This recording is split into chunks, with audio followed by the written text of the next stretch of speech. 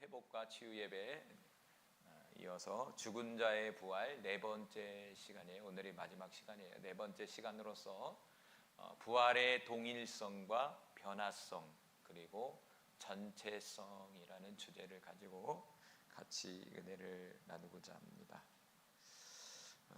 부활은 우리가 기다리는 소망이라고 볼 수가 있어요. 우리가 계속 얘기하지만 예수님의 재림과 부활이 아직 성경 속에서 이루어지지 않았다는 사실이에요.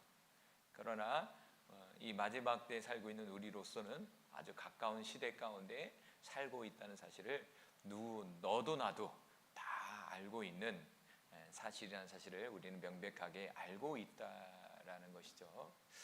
단적인 예로 한 가지 설명한다면 요한계시록에 보면 두 증인의 사역이 이렇게 나와요. 두 증인의 사역 속에서 이제 마지막 회개의 말씀을 이렇게 선포한단 말이에요. 그런데 이제 세상 사람들이 그 회개의 말씀을 듣지 않으려고 그래. 그런데 이 두 증인의 사역은 뭐냐면 표적과 이적이 따라요. 그래서 하늘문을 닫기도 하고 하늘문을 열기도 하는 그런 놀라운 초자연적인 일이 벌어지는 거죠. 그러니까 메시지를 전달하고 그와 같아죠. 출애굽 당시에 모세가 10가지의 재앙을 선포하듯이 이 두 증인이 이제 마지막 때에 나타날 것인데 그 두 증인이 모세와 같이 세상을 향해서 이제 재앙을 선포하는 거예요. 그런데 성경에서 말하는 이 재앙이라는 것은 뭐냐면 회개하라고 하나님의 말씀이 재앙을 주는 거거든요. 그래서 그 재앙을 통해서 돌이키는 사람은 살게 되는 것이고 돌이키지 않는 사람은 살지 않는 거예요. 그런데 이 두 증인의 사역을 보면 세상 사람들이 돌이키질 않아요. 신기하죠? 우리가 보기 신기하잖아요.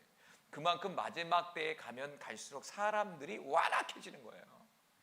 표적과 이적, 오히려 하나님을 욕한다고 그러잖아요. 그래서 보면은 이 두 증인의 사역 중에서 감당하는 그 사람들을 죽이게 돼요. 죽여버려요.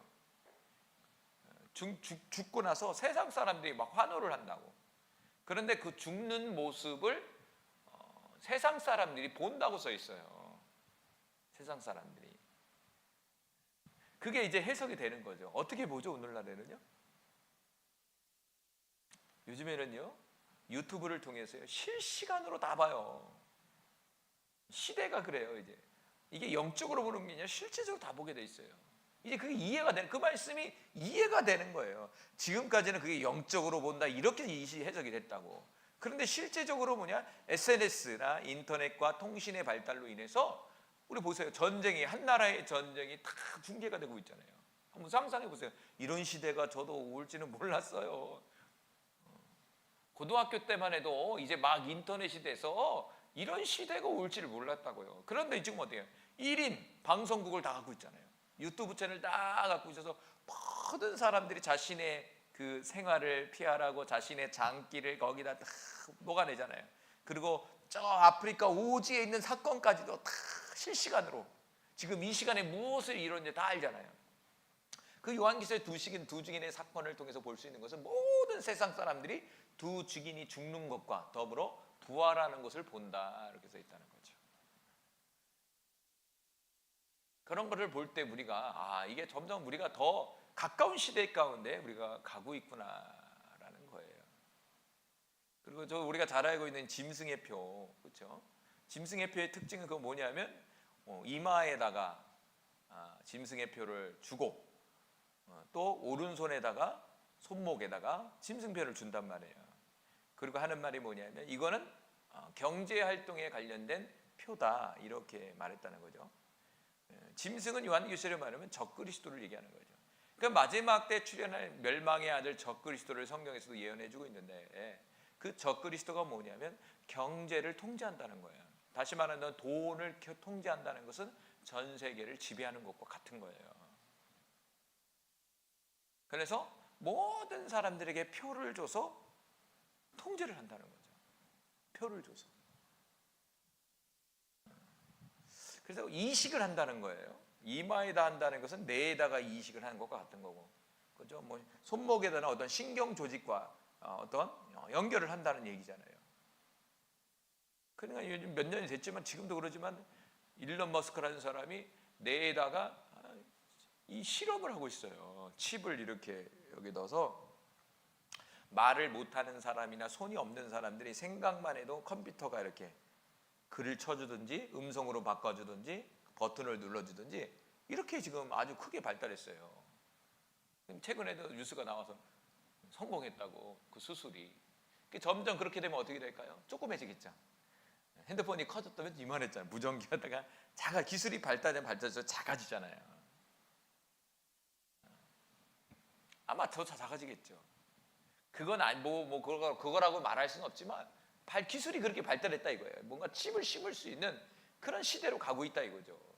은행 같은 데 가도 이렇게 이제는 가서 그거 받아 하잖아요. 심줄 띄는 걸로 해서 바이오라고 그럴까요? 바이오 암호화해 갖고 사람의 신체가 다 다른다고 하잖아요. 근데 그 컴퓨터가 그걸 다 인식해서 이 사람의 특징을 뽑아내서 이 사람이 맞다라는 걸 인식해 주잖아요. 시대가 이제는 완벽한 시대 가운데 이렇게 흐르고 있다는 것을 너도 나도 다 알고 있다는 거예요, 지금요. 이런 시대 가운데 우리가 살고 있다 이거예요. 그래서 우리가 다시 한번 이 마지막 때를 준비하는 데 있어서 오늘 네 번째로 이 부활이라는 것들을 한번 살펴볼게요. 마지막 시간으로. 자, 오늘 말씀은요. 부활의 동일성, 그리고 변화성, 그리고 전체성, 이 세 가지의 주제를 가지고 같이 은혜를 나누고 합니다. 성도의 죽었던 육체가 부활하면 성도가 죽었어요. 근데 육체적으로 부활을 했단 말이에요. 그러면 죽기 전에 가지고 있던 육체와 그리고 부활 후에 가졌던 육체와의 공통점, 그리고 다른 점, 그리고 전체성, 이런 부분들을 한번 살펴보려고 해요. 쉽게 얘기한다면 내가 죽기 전에 지금 이 육체와 부활할 때의 육체의 모습을 한번 오늘 마지막으로 어떤 모습이 똑같고 어떤 모습이 다른지, 그리고 이 부활은 예수 믿는 사람만 부활하는 것인지 아니면 모든 인류가 부활하는 것인지, 이 부분을 한번 살펴보려고 해요. 첫 번째는 동일성입니다. 동일성이라는 것은 뭐냐면 같다라는 거예요. 같다라는 것은 뭐냐면 부활이라는 것의 동일성이라는 것은 뭐냐면 육체가 죽어서 땅에 묻었던 바로 그 육체가 부활을 한다는 거예요. 자, 우리가 죽으면 지금은 화장터에 들어가지만 어떻게 합니까? 땅에 묻잖아요. 그 죽은 육체가 부활을 한다는 거예요. 어디 하늘에 떨어지는 게 아니라 죽은 육체가 부활을 한다는 거예요. 그게 부활이에요. 자, 로마서 8장 11절 말씀 같이 읽어볼까요? 시작. 그의 영으로 말미암아 너희 죽을 몸도 살리시리라. 여기서 보면 여기서 부활을 얘기하는데 너희 죽을 몸, 자, 육체는 죽을 수밖에 없다는 거예요. 그런데 이 육체를 어떻게 한다고요? 살리신다는 거예요. 자, 로마서 8장 23절에도 같이 읽어볼까요? 양자 될 것 곧 우리 몸의 속량을 기다리느니라. 자, 여기서 보면은 우리 몸의 속량 이렇게 써 있죠. 몸은 우리 겉을 얘기하는 거예요. 속량은 이 부활을 얘기하는 거예요. 그러니까 우리 몸의 부활을 기다린다는 거예요. 여기서 속량, 구원으로 표현한 거예요. 구원. 우리 몸의 부활이 이루어질 때 진짜 뭐가 된다는 거예요? 양자, 다시 말한다면 하나님의 아들이 된다는 거예요. 지금도 하나님의 아들이에요. 영적으로는요. 그러나 진정한 하나님의 아들이 되는 것은 이 부활 때 하나님의 아들이 된다는 거죠. 자, 여기서 핵심은 그거보다도 뭐냐면 우리의 몸이 부활한다는 거예요. 죽은 몸이 부활을 한다는 것이죠. 자, 이것은 지난 시간에도 나눈 것처럼 우리가 예수님의 부활 사건을 잘 묵상하면 돼요. 결국에는 예수님의 그 부활 모습은 저와 여러분의 부활의 모습이에요. 자, 그래서 예수님이 도마에게 나타났죠. 도마에 대한 사건 아시죠? 자, 요한복음 20장 25절 말씀 같이 읽어볼게요. 시작. 다른 제자들이 그에게 이르되 우리가 주를 보았노라 하니 도마가 이르되 내가 그의 손을 못자국에 보며 내 손가락을 그 못자국에 넣으며 내 손을 그 옆구리에 넣어보지 않고는 믿지 아니하겠노라 하니라. 자, 예수님의 부활이에요. 근데 도마가 뭐라고 합니까? 자기 손으로 그 못자국 난 손을 넣어보겠다는 거예요. 그럼 넣어보겠다는 것은 크다는 거예요, 작다는 거예요? 크다는 얘기예요. 딱 보기에도 구멍이 뚫려 있다는 거예요. 여기가 손목에 이게 구멍이 조그만 구멍이 아니죠. 사람을 매달리려면 큰 대못이라는 거예요. 못이 크다고 여기가. 아주 철기 이렇게 깔 때 거기다 이렇게 알죠? 정 같은 거 그만하다고요. 이렇게 매달리려면 보인다는 거예요. 손가락을 넣어봐야 된다는 거예요. 그리고 예수님은 어떻게 있죠? 노마병정 옆구리를 찔렀잖아요. 창을 찔렀다는 건 창 구멍이 있을 거 아니에요. 거기다 손가락 넣어보겠다는 거죠. 그러니까 예수님이 나타나서 넣어보라는 거예요. 직미장면은 넣어보라는 거예요. 여기다 넣어봐. 그럼 예수님 지금도 뭐가 있을까요? 예수님 못자국 있어요. 예수님은요. 지금도 천국에도 있어요. 이렇게 갖고 계세요. 양쪽에도 옆구리에 다 갖고 계시는 거예요. 자, 예수님의 부활 사건을 통해서 입증되었다는 것이죠. 시체가 없는 빈 무덤, 그렇죠? 시체가 있었잖아요. 그런데 예수님의 무덤에 시체가 없어요. 부활이 그렇다 이거예요. 그리고 더 나아가 십자가에 당하신 고난의 흔적, 오늘 지금 무간복음 20장 25절처럼 손에 못자국 그리고 허리에 창자국, 이걸 통해서 이 부활은 육체적인 부활이구나라는 것을 말씀해주고 있다. 그러니까 우리가 지금 가지고 있는 이 육체와 이 육체가 바로 부활을 한다라는, 이 육체가 어디 가는 게 아니에요. 이 육체가 다시 부활을 한다는 것이죠. 이게 이제 동일하다 이런 거예요. 딴 데서 오는 게 아니라. 그런데 이제 두 번째로 뭐냐면 동일한 육체인데 뭐가 있냐면 변화성이 있다는 거예요. 뭐냐면 동일한 육체이지만 변화가 있다는 거예요. 육체가. 다시 말한다면 죽기 이전의 몸과 부활 후의 몸은 현저하게 차이가 있다는 거예요. 그 몸이 동일하게 부활을 하지만 차이가 있는 거예요. 부활 전의 육체와 부활 후의 육체는 다르다 이거예요. 조금씩 차이가 있다는 거예요. 그래서 부활의 육체가 성경을 보니까 영적인 변화, 신령한 변화를 받은 육체를 갖게 된다 이거예요. 부활체를 갖게 된다는 거예요. 그냥 무슨 연기같이 그렇게 존재하는 게 아니에요. 뭐 연기같이 뭐 하얀 연기같이 이런 게 아니라 이렇게 존재하듯이 존재한다는 거예요. 있다는 거예요. 코, 눈, 코, 입 다 있다는 거예요. 이렇게 딱 보면. 이제 좀씩 설레이시기 바래요. 똑같은 육체인데 이게 어떤 육체일까?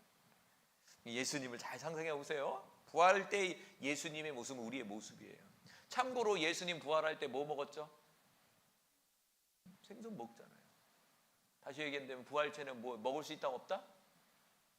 먹는다는 거예요, 여러분. 그냥 있는 게 아니라 먹는다는 거예요. 먹었잖아요, 생선. 뭔가를 먹는다는 거예요. 먹을 수 있다라는 거예요. 자, 그러면 지금 가지고 있는 이 육체와 부활 때 가진 이 육체, 이 몸의 모습이 어떻게 다른지. 첫 번째는 고린도서 15장 52절 보니까 이 육체는요, 부활체는요, 썩지 않는데. 자, 읽어봅시다. 시작. 나팔 소리가 나매 죽은 사들이 썩지 아니할 것으로 다시 살아나고 우리도 변화되리라. 지금 가지고 있는 우리의 육체는요, 썩어요. 흙으로 돌아가요. 그런데 부활할 때는 똑같은 육체이지만 썩지 않는 육체를 갖게 된다는 거예요. 야, 신기하죠? 썩지 않는 육체를 갖게 된다는 거예요. 육체가 썩게 된 이유가 뭘까요? 죄 때문에 그렇죠. 죄 때문에. 죄가 찾아와 육체가 썩게 된 거죠. 이제는 부활 때는 뭐냐면 썩지 않는 육체를 갖는 거예요. 썩지 않는 육체. 그래서 썩지 않는 육체를 가지게 된다. 그리고 더 나아서 땅에 남아있는 죽지 않은 성도들도 그와 동일하게 부활체로 변화된다는 거예요. 이건 휴거죠. 이건 또 말 보통 얘기하는 휴거예요. 우리도 변화되는 인간은 휴거된 사람을 얘기하는 거예요. 예수님이 재림할 때 부활 때에 남아있는 사람들도 동일하게 부활체로 바뀐다는 거예요. 뭔지는 모르지만 바뀐다는 거예요. 그런데 어떤 육체? 썩지 않는 육체. 이 세상에 존재하는 모든 것들은요 썩어. 그런데 특별히 날씨가 이러니까요 놔두면요, 사모님 그러더라고. 어제 밥을 해놨는데 밥통에 넣어놨는데 아침에 열어보니까 냄새가 나. 더우니까, 하도 더우니까. 이 세상에 존재하는 모든 것들은요, 시간이 지나면 환경의 영향을 받으면 썩게 돼 있다 이거죠. 그런데 이 부활체는 썩지 않는다 이거예요. 두 번째는 고린도전서 15장 43절에 보니까 영광스러운 몸으로 바뀐다는 거예요. 같이 읽어볼게요. 시작. 욕된 것으로 심고 영광스러운 것으로 다시 살아나며 악한 것으로 심고 강한 것으로 다시 살아나며. 자, 고린도 15장 43절에도 이제 부활체를 얘기하는데 욕된 것으로 심고 더 중요한 것은 영광스러운 것으로 다시 살아나며. 어떻게 살아난다고요? 영광스러운 모습으로 살아난다는 거예요. 이 영광스러운 모습은 뭐냐면 예수님처럼 바뀐다는 소리예요. 이게 예수님처럼 바뀐다는 거예요.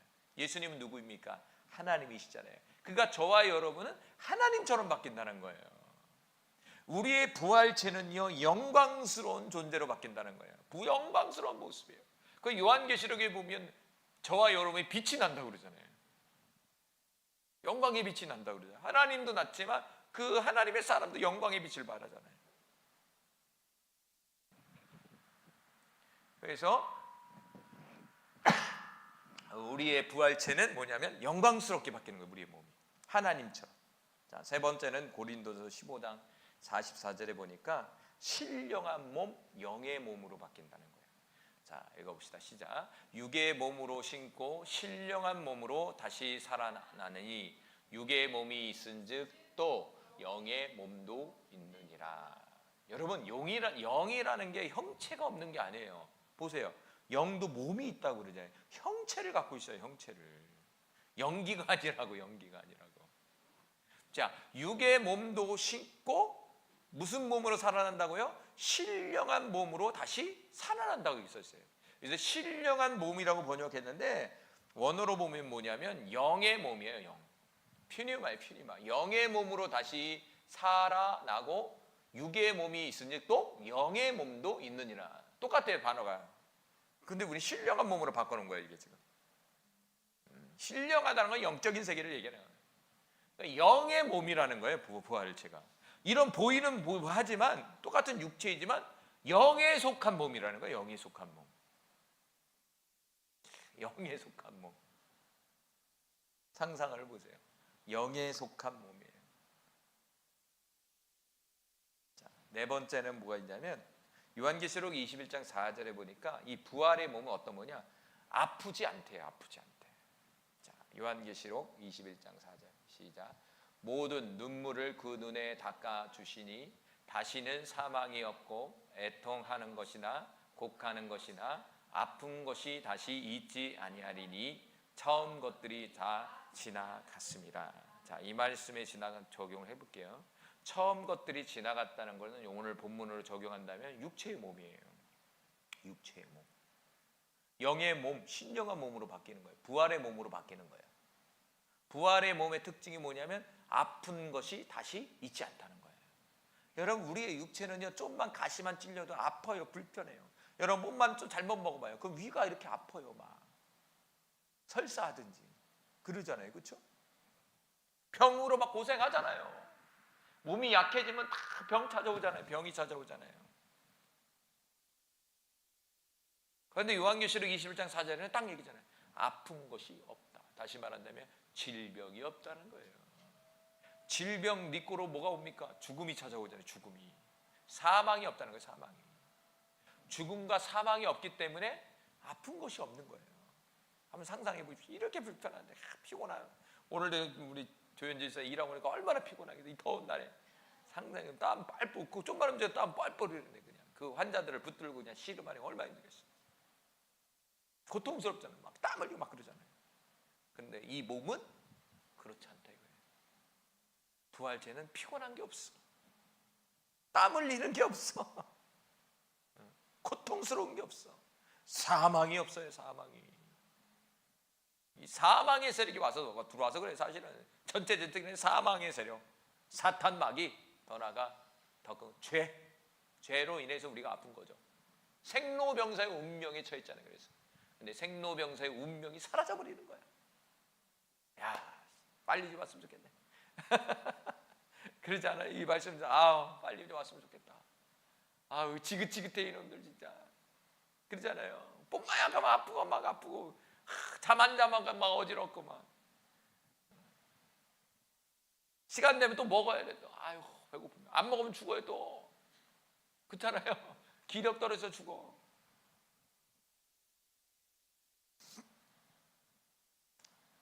다섯 번째인가요? 자, 요한복음 20장 19절에 보니까 또 이렇게 써 있어요. 이 부활체는요, 물질을 통과해요. 다시 말하면 물질의 세계에 제한을 받지 않아요. 무소부재하신 하나님처럼, 그러죠? 하나님 무소부재라니까 어떤 장소에도 다 계시는 거예요. 영이라는 속성이 그러거든요. 자, 요한복음 20장 19절 말씀 읽어봅시다. 시작. 이날 곧 안식 후 첫날 저녁 때에 제자들이 유대인들을 두려워하여 모인 곳에 문들을 닫았더니 예수께서 오사 가운데 서서 이르시되 너희에게 평강이 있을지어다. 자, 희한한 일이에요. 예수님이 죽었어요. 그 시대, 이제 예수님이 죽고 나서 그 시대에 영적 지도자들이 이제 예수 믿는 사람들을 다 잡으러 다니는 거예요. 제자들이 너무 두려웠어요. 우리 아끼던 하나밖에 없는 그 메시아 같은 그 예수님이 죽었으니 얼마나 두렵겠어요. 벌벌 떨고 있는 상황 속에서 누가 왔어요? 예수님이 왔다는 거예요. 그런데 중요한 것은 여기서 뭐라고 그러죠? 두려워하여 모인 곳에 뭐 있다고요? 문들이 닫혀 있다는 거예요. 이렇게 닫혀 있다는 거예요. 그럼 보통 사람 어떻게 해요? 문을 열고 들어와야 되잖아요. 성경은 의도적으로 문이 닫혔다라고 얘기해주고 있어요. 그럼 의미가 있는 거예요. 다시 말하면 통과했다는 거예요. 문을 통과한 거예요.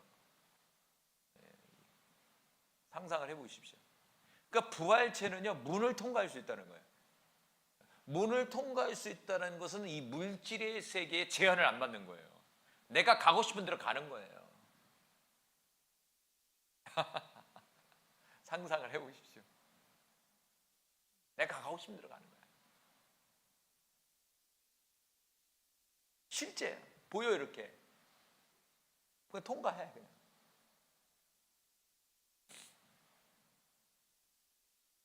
그러면서 더 신기한 건요, 사도행전 1장 9절에 보니까 우리 부활체의 몸은요 날아가요.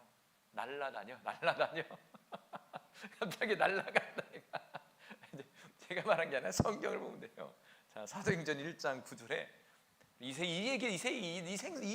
이거를 생각은 못했더라고요, 제가. 근데 사도행전 1장 9절은 예수님의 승천 사건이에요. 예수님 어떠한 거죠? 이거는요, 부활하신 거예요. 부활체의 모습이에요. 자, 읽어봅시다. 시작. 이 말씀을 마치시고 그들이 보는 데서 올려져 가시니 구름이 그를 가리어 보지 않게 하더라. 어떻게 했다고요? 올려져 갔다는 거예요. 다시 말하면 날아갔다는 거예요. 하늘로 올라갈 수 있는 부활체라는 거예요. 교통편이 필요 없어요. 이제 내가 가고 싶으면 그 사람들 날고 싶어 갖고 뭐라는 거예요? 비행기도 만들어낸 거잖아요. 그리고 사람들이 날고 싶으니까 뭐예요? 슈퍼맨이나 그런 어떤 사람들을 그런 형상화 시켜서 하늘을 낚는 상상을 해서 그런 캐릭터를 만들어낸 거잖아요. 그거 어디서 나온 거예요? 다 성경에서 나온 거예요. 성경에서 예수님이 하늘 올라갔다고 이렇게. 그런데 그 올라가는 모습이 저와 여러분의 부활체의 모습이라는 거예요. 야, 통과하죠. 날아가죠. 가고 싶은 데 가죠. 그게 천국이에요, 사실은요. 그 천국이 여기로 내려오는 거거든요. 마지막 때 예수님과 함께. 어떻게 보면은 영적인 세계가 이 세계로 오는 거예요. 영의 세계가. 그러니까 이 육적인 세계는 사실적으로는 이게 그림자예요. 가짜라고. 진짜는 영의 세계가 진짜인 거예요. 근데 그 진짜가 예수님과 재림하면서 부활하면서 오는 거예요. 진짜의 세계로 오는 거예요, 이게. 그래서 지금 이게 다 가짜의 세계 사고 있거든요. 육의 세계는 가짜의 세계. 그러니까 여기에 너무 얽매이고 여기에 너무 고통스럽게 살 필요는 없죠. 행복하게 살아야죠. 아등바등 막 어떻게든 해보려고 막 몇백 명 모으려고 막.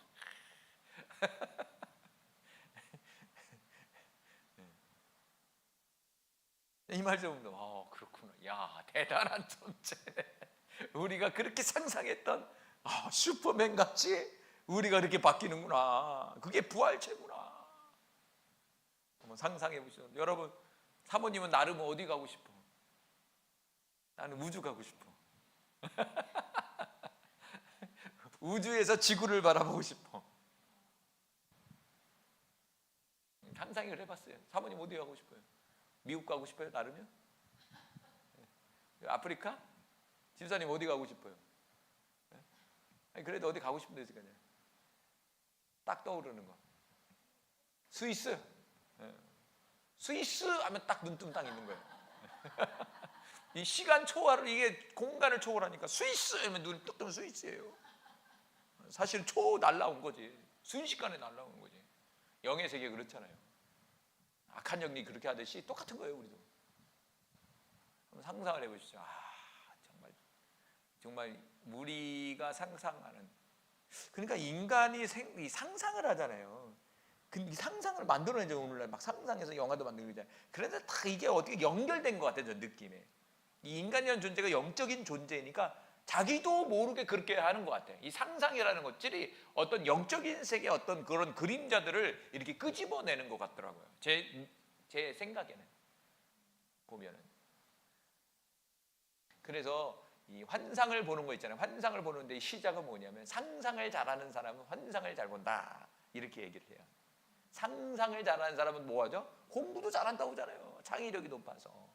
상상을 잘하는 사람은 발명가 기질이 있어서 잘 봐요. 그래서 영적인 세계에서도 상상을 잘하는 사람이 영적 세계를 금방 봐요.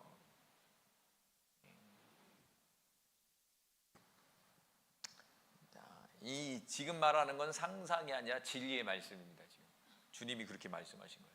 제 말이 아니에요. 자, 마지막으로 세 번째는 전체성이에요. 이 전체성이라는 건 뭐냐면, 그리스도 안에서 죽은 성도들뿐만 아니라 모든 악인들도 부활한다는 거예요. 다시 말하면 모든 인류가 다 부활을 한다는 거예요. 그러니까 인류가 시작해서 죽은 모든 사람까지. 그럼 문제는 게요, 아담과 하와도 부활할까요, 안 할까요? 당연히 부활을 하죠. 부활 사건은 이루어지지 않았으니까 아담과 하와도 부활을 해요. 그럼 가인과 아벨도 부활할까, 안 할까요? 부활을 하죠. 마지막으로 신약시대 바울도 부활할까요, 안 할까요?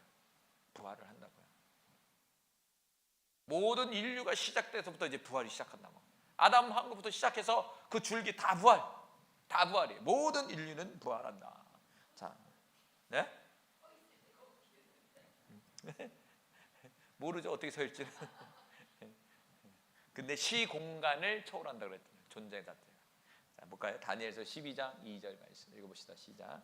땅의 티끌 가운데서 자는 자 중에서 많은 사람이 깨어나 영생을 받는 자도 있겠고, 수치를 당하여서 영원히 부끄러움을 당한 자도 있을 것이며. 다니엘서는 분명하게 모든 인류는 부활을 한다는 거예요. 그래서 부활인데, 부활의 종류가 달라요. 두 가지로 딱 갈라지는 거예요. 첫 번째는 영생의 부활, 두 번째는 부끄러운 부활이 있다는 거예요. 그럼 이 땅 가운데 모든 사람이 부활하게 되면, 그 이 땅 가운데 모든 부활한 사람들도 아까 초반에 얘기한다고 하면 그렇게 되는 거예요. 부활체를 갖고 있는 거예요. 그 부활의 몸을 예수 믿는 사람은 갖고 있는 게 아니라 모든 사람들이 그렇게 가는 거예요. 부활체의 모습에 다 이 사람들이, 모든 인류가. 그러니까 하나님은 그걸 원하셨던 거죠. 모든 인류의 시작은 육체였단 말이에요, 아담과 하가. 근데 마지막에 궁극적으로는 하나님처럼 부활의 체의 모습으로, 부활의 육체의 모습으로 다 부활시키는 거예요, 다. 그러니까 그 사람들 어떻게 해요? 시공간을 초월하고 다 모든 부활한 모든 인류는 이 육의 세계에 매여 있는 존재가 아니라는 거예요, 이제는. 그러니까 그렇게 되면 어떻게 될까요? 육의 세계가 필요 있을까요? 필요 없을까요? 당연히 필요가 없는 거예요. 그래서 요한계시록에 가서 새하늘과 새 땅이 이루어지는 거죠. 새하늘과 새 땅은 이 부활의 모습을, 부활의 사람들이 거할 수 있는 장소가 되는 거예요. 좀 더 쉽게 얘기하면 영의 세계예요. 영의 세계, 영의 세계. 영의 세계. 진짜 이제 뭐 영의 세계 실제가 되는 거예요. 육으로 살았던 사람이 부활하면 얼마나 놀라겠어. 전에도 얘기한 것처럼. 그러니까 하나도 못 들어왔다가 갑자기 부활해버렸으면 얼마나 놀랄까. 우리나라의 이순신 장군 얘기한다면 이순신 장군이 갑자기 폭 부활해서 야 이게 뭐야. 상상을 해보십시오. 우리는 이제 아니까 할렐루야 하면서 맞이겠지만 불신자나 한 번도 들어보지 못하고 복음을 들어보지 죽은 사람들은 어떻게 할까요? 깜짝 놀라겠죠. 모르죠. 영적인 세계에서 그거를 깨달을지는 모르겠지만은 다니엘서는 분명하게 영생을 받는 자의 부활과 수치와 부끄러움을 당할 자가 일어난다는 거예요. 그러니까 예수 믿는 사람뿐만 아니라 예수 믿지 않는 사람들도 부활을 한다. 그래서 이거를 부활의 전체성이라고 그러는 거예요. 전체성. 자, 요한복음 5장 28절 29절 시작. 이를 놀랍게 여기지 말라. 무덤 속에 있는 자가 다 그의 음성을 들을 때가 오나니 선한 일을 행하는 자는 생명의 부활로 악한 일을 행하는 자는 심판의 부활로 나오리라. 우리 예수님도 말씀하셨어요. 선한 일을 행하는 자는 생명의 부활로 악한 일을 행하는 자는 심판의 부활로. 선한 일을 행한다는 것은 하나님께 속한 사람, 악한 일을 하는 사람은 마귀에게 속한 사람. 하나님께 속한 사람들은 생명의 부활, 마귀에 속한 사람들의 부활은 심판의 부활로 이 땅 가운데 부활을 한다는 거예요. 그러니까 안 믿는 사람들의 장례식장에 가서도 부활 설교를 하면 맞겠죠. 왜? 그 사람들은 부활하니까. 그런데 그 부활의 차이가 있지. 다 부활하는 거예요. 그러니까 오늘도 많은 사람들이 죽었어요. 다 화장터로 갔어요. 지금도 오늘 이 시간 딱 죽은 사람도 있을 거예요. 지금 딱 예. 다 이런 사람도 뭐야. 그러니까 이 땅 가운데 어떻게 보면요, 모든 사람은 잠자는 것과 같은 거예요. 그렇지 않아요? 다시 이제 깨어나면 부활이에요. 다시 오는 거예요. 사도행전 24장 15절 오늘 본문이죠. 같이 읽읍시다. 시작. 그들이 기다리는 바 하나님께 향한 소망을 나도 가졌으니 곧 의인과 악인의 부활이 있으리라 함이니이다. 아멘. 바울도 이런 소망을 갖고 있다는 거예요. 의인과 악인의 부활을 기다리고 있다. 이거예요. 그러니까 바울은 뭐냐? 의인의 부활을 기다리고 있는 거예요. 자신이 의인이니까. 근데 플러스 악인의 부활이 있다 이거예요. 그러니까 의인과 악인의 부활이 진정으로 이루어질 때가 이제는 하나님의 완성했던 거예요. 완전히 완성해. 성경이 완전히 이루어지는 거야. 그 바울이 그렇게 고대했던 완전한 그 말씀이 확 이루어져 버리는 거예요. 이후에는 어떻게 될지는 모르겠지만 일단은 그 영원한 세계가 이제 이루어지는 거예요. 하나님은 사실은 이거를 계획하시고 아담과 하와를 만들고 에덴 동산을 만들었단 말이에요. 그래서 생명나무의 가시를 먹어서 영원한 생명을 가져서 이렇게 바꾸려고 했다는 거예요. 영원한 생명을 뭘 먹어야 돼요? 생명나무의 과실을 먹어야 영원한 생명으로 나갈 수 있는 거예요. 다시 말한다면 그 생명나무를 먹기 전에 아담과 하와는 육체를 가지고 있었다는 얘기죠. 표현한다면 육체는 썩어진단 말이에요. 그렇기 때문에 하나님께서 생명나무의 과일을 먹기를 원했다거든요. 근데 그 얘기는 안 하셨죠.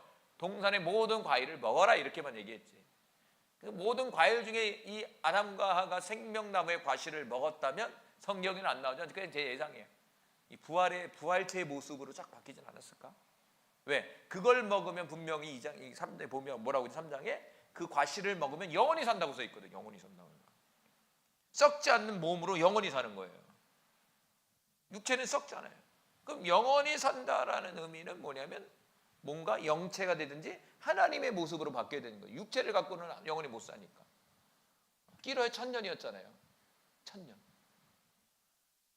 육체는 1000년. 성경엔 1000년 가까이. 그러니까 생명나무가 어떻게 보면은 그걸 먹으면 부활체로 바뀌는 거죠. 그런 영적 의미를 갖고 있을 수 있다 이거죠. 그래서 결론을 맺는다면 오늘 죽은 자의 부활 마지막 시간으로서 부활은 동일하다. 동일성을 갖고 있다. 다시 말하면 우리의 육체를 가지고 있듯이 부활의 육체가 그 죽은 육체가 부활을 한다. 이렇게 말씀을 했고요. 그 부활은 예수님의 그 부활 사건을 통해서 그 부활의 모습을 여러분이 잘 그리면 이 모습이구나라고 생각하시면 된다라고 얘기했어요. 그리고 두 번째는 변화성에 대해서 얘기했죠.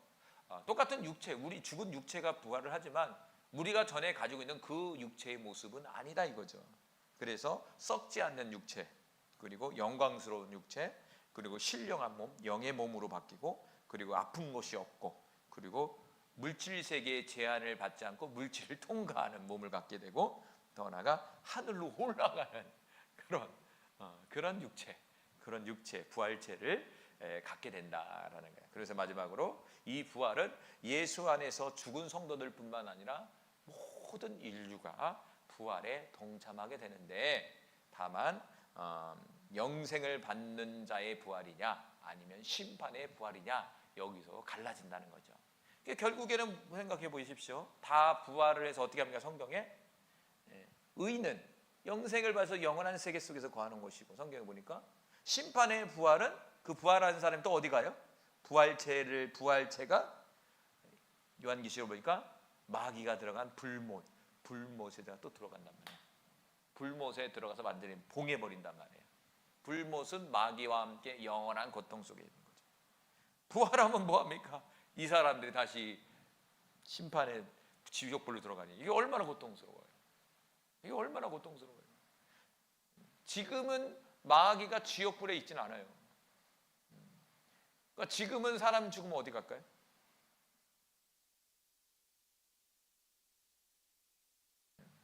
그렇죠? 그 음부에 누가 있어요? 마귀가 있어요. 이렇게 생각하면 돼. 지금 지옥 간장 이렇게 들어오면 어떻게 나와요? 마귀는 이렇게 있고 사람들에게 고통을 주는 거야. 그 지옥 가는 거야. 근데 이제 궁극적으로는 재림하고 부활하게 되면 마귀도 들어가고, 거기서 고통받는 사람도 미안하지만 같이 들어가고 또 들어가고. 왜? 시간 구원은요, 이 육체를 가질 때만이 기회가 없어요. 육체가 끝나버리는 기회는 끝이에요. 끝.